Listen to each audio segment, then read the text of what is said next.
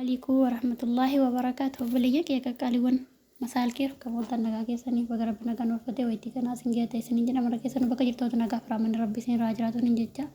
جركا فاميلي بلتني بقرب نجا سن بلفت إيه مو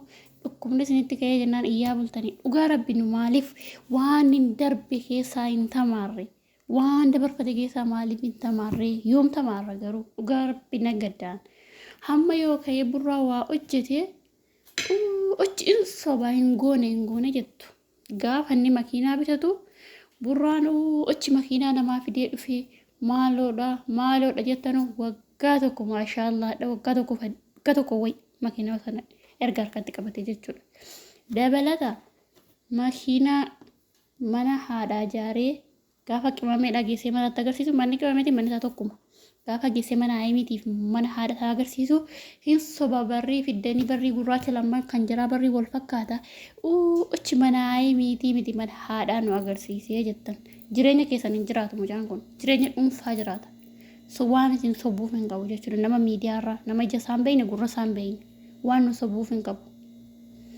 Achi booddee obboleessi geessee haqa isaa baasee hattaa kom doolaabii matbaqa keessaatii fi doolaabii matbaqa mana haap keessa adda adda akka ta'e isin agarsiise.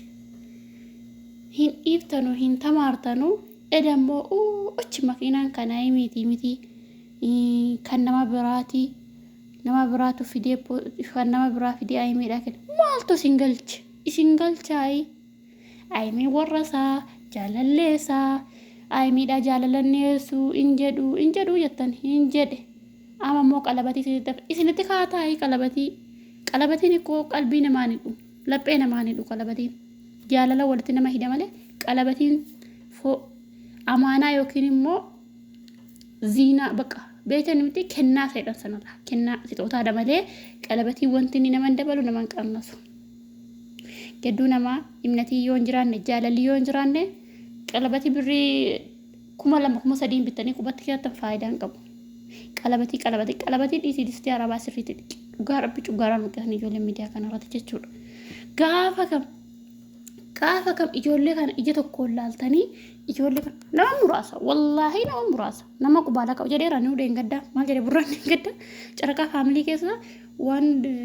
dukkanaa'ee wanti keessa tokko jiraa jedhe akka inni jedhu dukkanaa'ee keessa tokko jira. Gaafa nu wal fuune immoo